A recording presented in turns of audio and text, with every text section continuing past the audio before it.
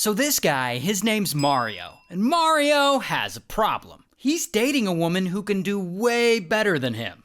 Now the woman he's dating, her name's Cecilia. And one day, Cecilia reconnects with one of her old college flings, Mario. And she hasn't seen Mario in a while, and they're both originally from Brazil, but now they both live in Sydney, Australia. So they think, why not try dating? So they start dating for a while, and I guess things are going okay. Because eventually, Mario moves into her apartment with her. Here's the thing about Mario, though. He's unemployed. And since he doesn't have a job, he's always hanging around doing nothing. And so Cecilia starts to feel suffocated by him. And over time, she starts to pull away from him. Now here's the other thing about Mario. He's a pretty controlling guy. And as she pulls away from him, of course, he tries harder to control her. Like he's always checking to see who she's talking to, like, who are you talking to? Sometimes he even takes her phone or her computer to like snoop on her. And Cecilia's friends, they start to notice that she's not happy around him. And they're like, girl, you need to ditch this guy. And eventually she's like, you know what? You're right.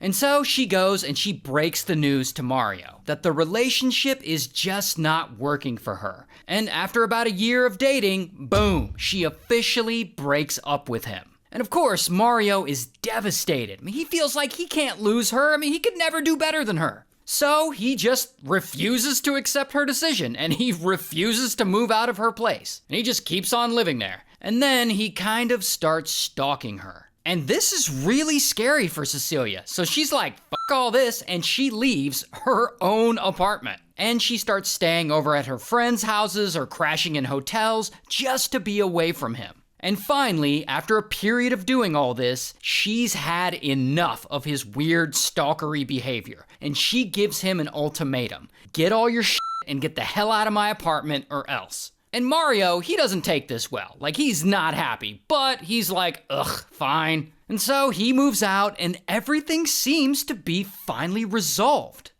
No, it's not.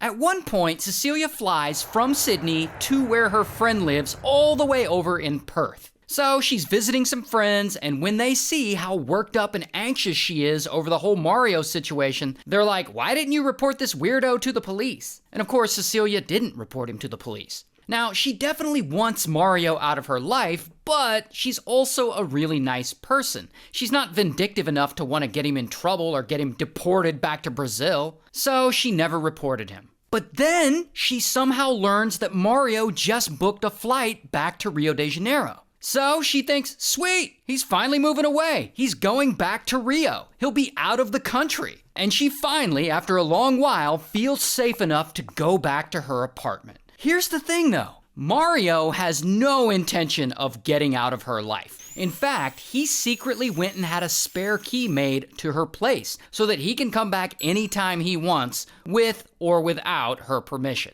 Now, here's where the story gets dark. At some point, Mario hits up Cecilia out of the blue and he tells her that he's leaving the country for good. He's going back to Brazil. And he asks her if she'll give him a ride to the airport. And Cecilia's thinking, no. But then she thinks about it a little more. And she really, really wants to see him walk away from her forever. And what better way to feel like he's actually out of her life for good than watching him get on a plane and fly away.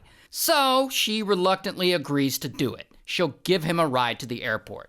But then, the day before Mario's flight, suddenly, bam, he just shows up to the front door of her apartment. And he's like, I left